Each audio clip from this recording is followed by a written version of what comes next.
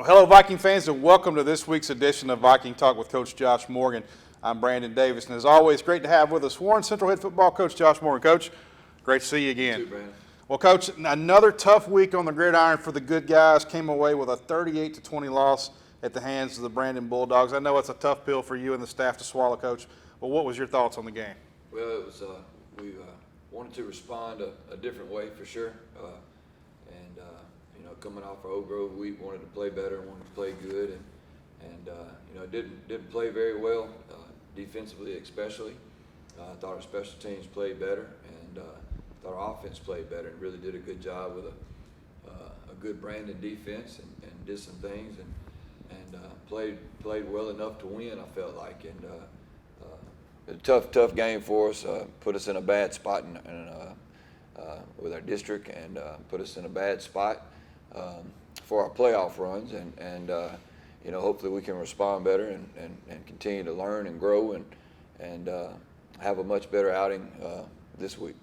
Yeah, we're going to talk about the offense. The offense was outstanding Friday night, but Brandon came out of the gates with probably one of the fastest tempos I've ever seen from a high school team. Coach, did you see any of that style of play when you were preparing for them, or did it catch you by surprise? Well, we have seen them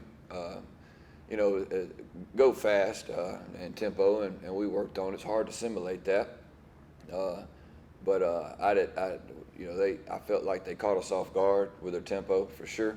And to be very honest with you, I think it was the difference in the ball game. I felt going in two evenly matched teams, give or take a little bit, one place or the other, but the tempo was no doubt the difference in the ball game, and gave us fits. And anytime offensively, if you get momentum, you're able to go fast. And we just stayed on our heels all night long and couldn't get off the field. I think they were 3 for 3 or 4 for 4 on fourth down. Yeah. Converted some big third downs. I think they were 9 for 13 on third downs, and they just stayed on the field. And we've got to do a better job.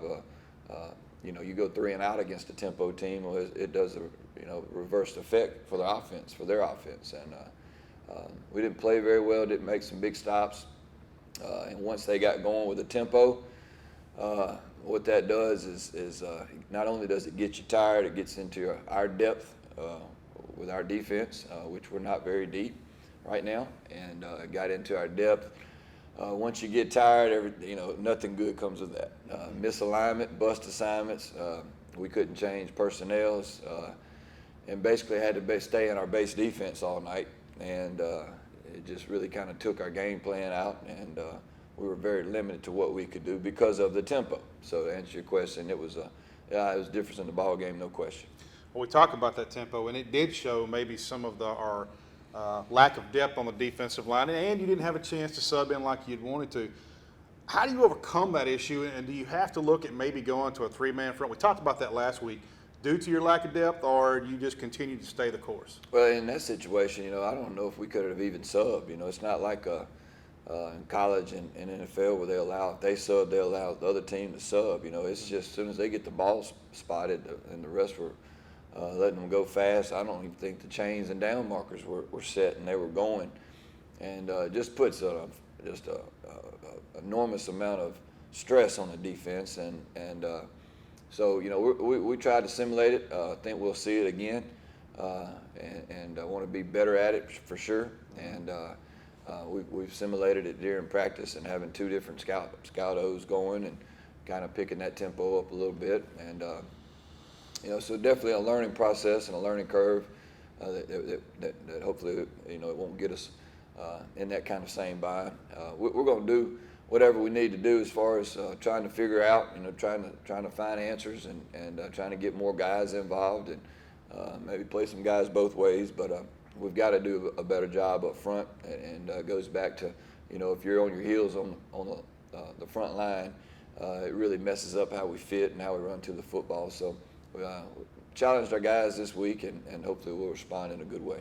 Well, one of the positives was the offense. The problem was you didn't have the ball very long, but the offense played extremely well. Talk about what you saw from the offense and also the play of Jack Wright and T.J. Thompson. Yeah, well, T.J. ran for 100 yards, and again, that's a team effort. You got to feel like we have a very good offensive line. T.J. has been a really good player for us the last 2 years. He's getting better and better, and he's had a good year so far. And big back, physical back, plays very hard, prepares himself very well. So it's good to see him have some big success like that. And Jack's done a good job for us, and continue to there's going to be plays there, and we felt like we had a bunch earlier versus Oak Grove, and again, learning and growing and maturing and all that comes with being the quarterback and running the football team. And felt like he played good and handled himself well, and that was very good to see. And we wanted to start fast with him and play fast and have a sense of urgency about ourselves on that side of the ball. And I thought they prepared themselves, had a good week of practice, and really played well Friday. Well, this is Viking Talk. We're visiting with Coach Josh Morgan. This week, Coach, we welcome Coach Devin Cooper and the Northwest Rankin Cougars over to Viking Stadium. What can you tell us about this Northwest bunch? Well, they played for the South State Championship last year. Very good football team. Another big district ball game. They're defensively they'll be very similar to what we saw last week.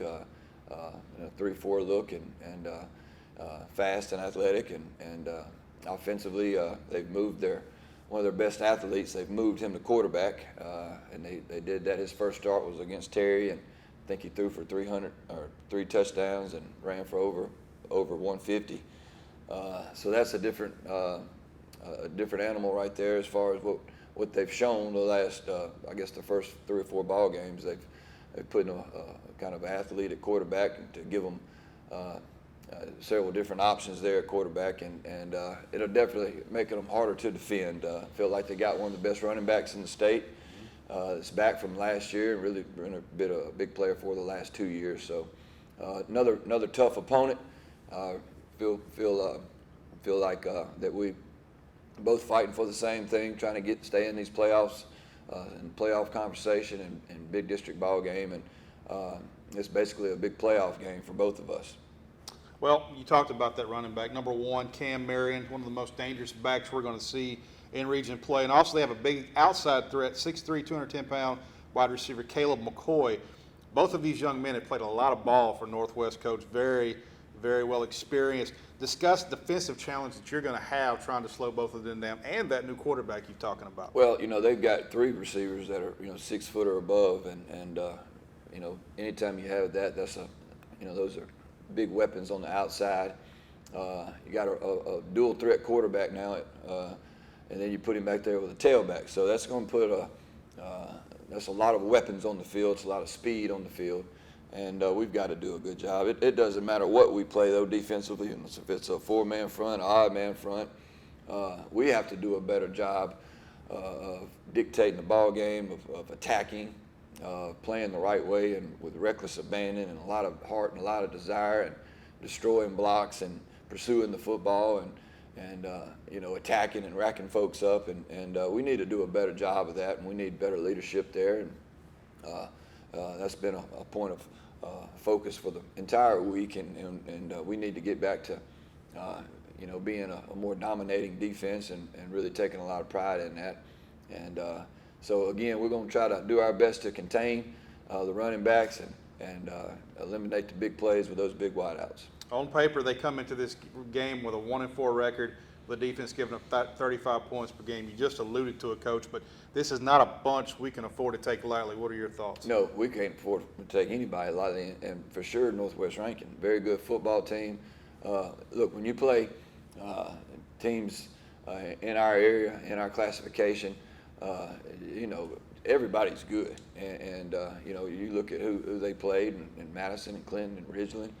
Those are teams, and games could have gone either way.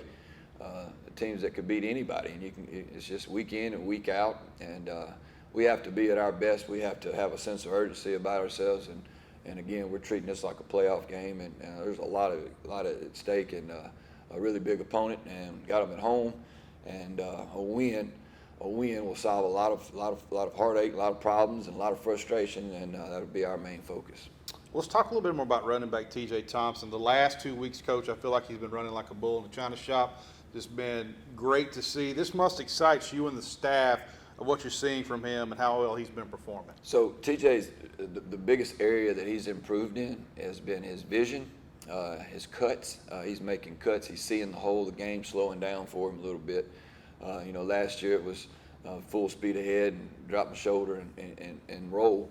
Well, this year he's seeing things, seeing it clearly. He's using his instincts more. He's making his cuts, and he's been a really, really big asset for us this year, and has gotten so much better. And that's so much. That's what you want your guys to do, especially when they play as sophomores and juniors. You want to see that continued growth, to continue to develop, continue to get better.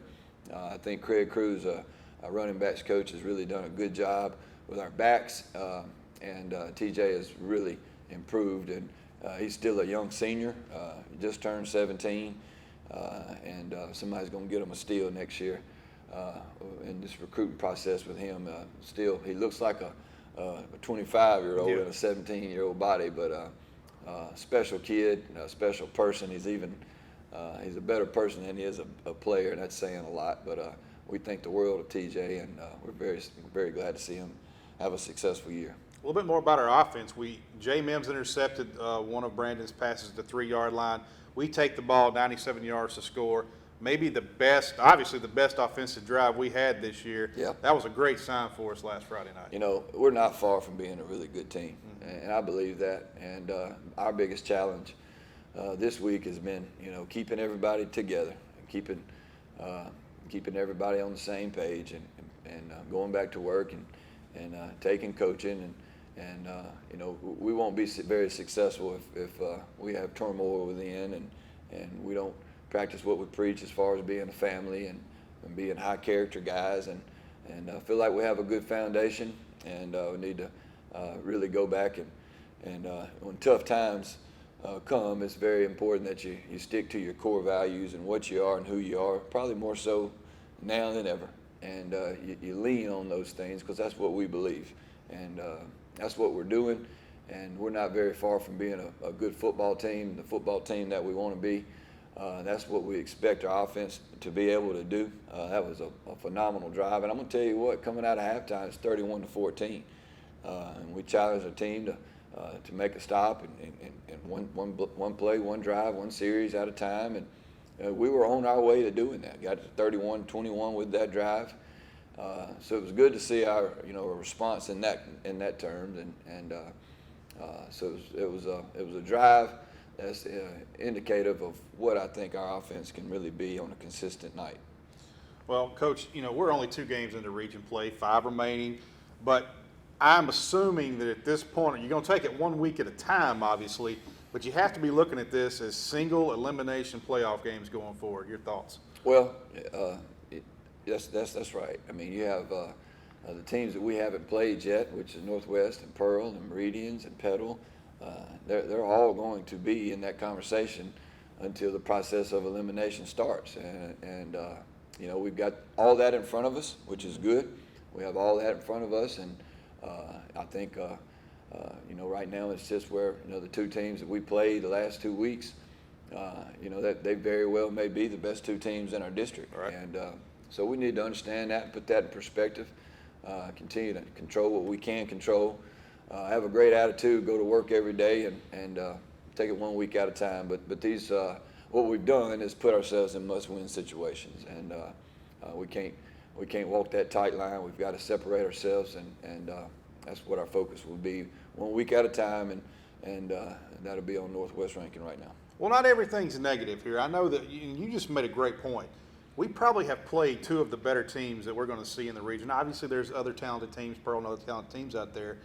But you've played them, and you take 1 or 2 plays here and there, maybe a defensive stop here and there, you're in this ball game. That's got to be a good feeling and something you can teach these kids. Hey, we're not that far off from being where we want to be. We're not, and it goes back to your mindset and being positive. I mean, we're not going to roll around in sorrow and lips poked out, and you just can't do that. I mean, it just goes back to, again, one of our core values is tough times don't last, Vikings do, and that's going to be that's what we're talking about, and adversity and how we handle it, and you learn a lot about yourself during tough times, and a lot of growth, a lot of opportunity for growth, and that's all we want to do. We want to take it 1 day at a time, be the best us that we can be, but everything's still in front of these guys. Now on the other side of that is if we don't handle business, then we'll be removed from the playoffs very quickly. And so we've got to have that level of urgency about ourselves and understanding what we're up against. Well, I had a chance to visit practice several times this week, and it seemed like the team did really well. But what did you see in terms of improvement with the team this week? Well, we've, like I said, we'll do whatever it takes that we think with our staff that we need to do to win. And asked our players if we ask them to play both ways, if we ask them to play different positions, have great attitude. I think we've had a really good week of practice, especially Monday and Tuesday. Guys just wanting to fix it, wanting to get better. You know, that's so good to see at this day and age when your boys come back and your coaches come back, and it's all about what can we do to get better and how do we fix it. And that's a really good start, and hopefully it'll pay big dividends for us Friday night. Well, we got some outstanding news for our program yesterday. K.J. Miller and Dante Bell named to the Alabama-Mississippi All-Star Game. And Colt Lee and our manager, Will Barnum, will represent Warren Central and the Bernard Blackwell Classic in December as well.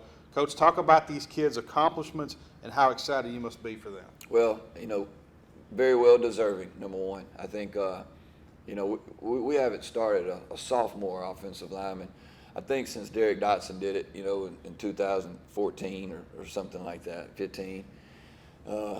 And then when they were all three sophomores, they all three started. And it was some out of necessity and some out of rightfully so they deserved to start. And that says a lot about them. They've been playing since they were sophomores. They've been so durable. They don't miss games. They're tough week in and week out, and they're doing exactly what we want our guys to do. I mean, it's no complacency. It's no, you know, I'm a starter, I know all this, and it's always been coming to work, lunch pail guys that just show up week in and week out, and they lead by example, and really good football players. And good Lord has blessed us with them, and we've enjoyed them. You know, a lot of times people are deserving and don't get it or don't get recognized, so it's really good to see them being recognized by their peers, by their other coaches.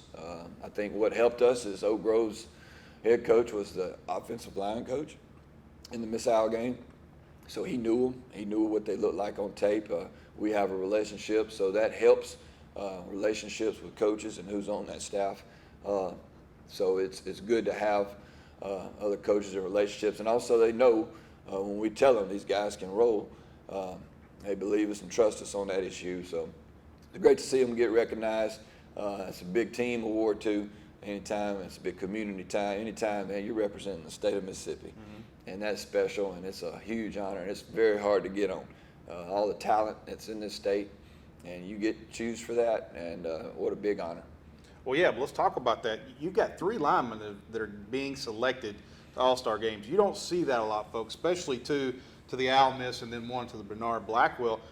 That's a testament to the coaching staff and the players. So talk about the coaching staff. You had some transition from Coach Anderson to Coach Brogdon, but he's carried that torch. Talk about what this coaching staff has done to help these kids and continue to improve.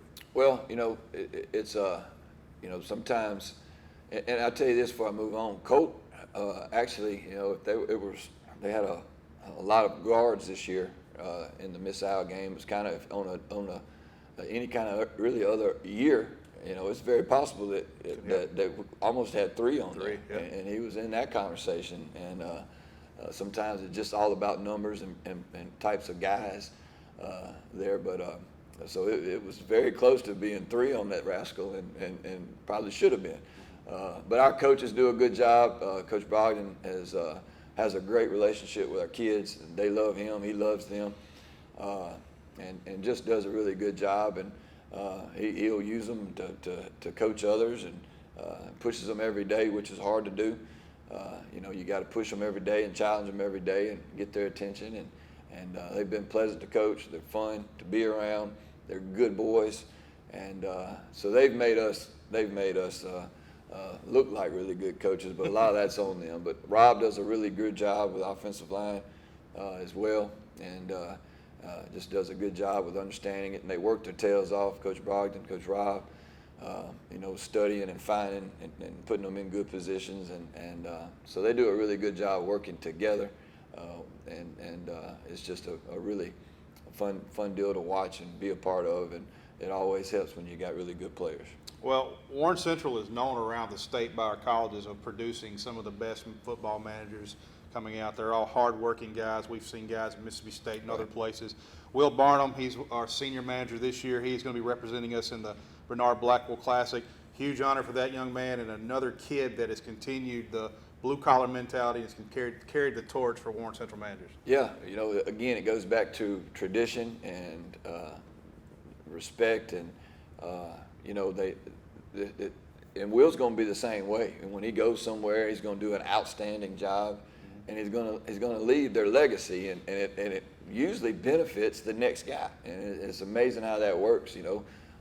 We've had our guys go on to do so many good things, and they know when we tell them that we have a good guy that you can count on is going to be a crackerjack for you and just be on point. They know that that's the truth, and they know what to expect, and Will's done a good job. It's just such a, most of those guys, really all of them, go on to do great things, because you talk about a thankless job, and really says a lot about character and what they're made of, and it's just a great way for him to be represented and selected and honored, and he'll get his money's worth, and he'll earn it.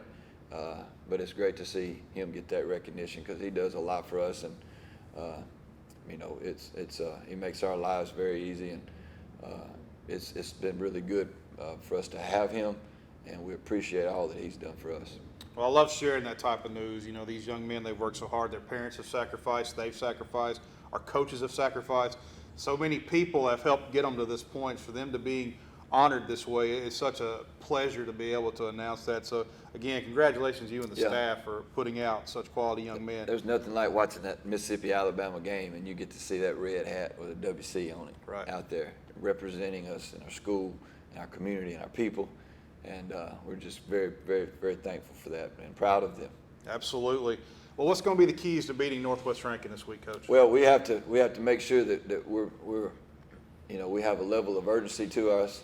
We've got to be on point. We've got to understand the stakes. Now, at the same time of that, we've got to we can't be uptight. We can't be pressing the issue. We've got to understand how to handle those big games, and I think our guys have been in enough of them to understand what that looks like and what I'm talking about. I mean, you can't be uptight and tight, and you got to be understanding the flow of the game and make sure that we're doing our jobs defensively. Our focus will be on eliminating the big play, make them consistently be good, and move the ball consistently, and we'll challenge them to do that, and hopefully we can be and do a better job of attacking and be in attack mode. So there'll be a fine line of being in attack mode and also making sure we don't give up big plays. And offensively, we've got to put points on the board. We've got to put points on the board and do a good job of field position and our special teams. We need to be really good in our special teams, and points are probably going to be at a premium, hard to come by, and we need to make sure that we're on point in our kicking game and help us win with field position and all that comes with our special teams. Well, Coach, best of luck to you. Let's get after them. Thank you, Brandon. Looking forward to it. Hey, so some fun fact, I'm not sure if you know, Devin Cooper, coach at Northwest Rankin, his father, Tom, is a Warren Central alum. I believe he played here back in the day. We did that fundraiser a few years ago with the field goal pipe, and his dad got a piece of it. So, Tom, if you're watching this, you know who you need to be rooting for Friday night. You can't take your son's side on this one. Well, that's going to do it for this week's edition of the show. We thank you for joining us. We thank you for your support. We've had a couple of tough weeks. We know that, but we appreciate your support, standing behind these coaches, standing behind these kids. We're going to turn it around, and we're going to get where we need to be. But, again, thank you all for your continued support. Next week, we will have another big battle in front of us. It's the Pearl Pirates, an old rival from back in the day, makes their way over here to Robert Morgan Stadium. That should be a great one. Kickoff time is going to be at 7 o'clock. For Josh Morgan, I'm Brandon Davis. We'll see you next week. But until then, rise up, Vikings.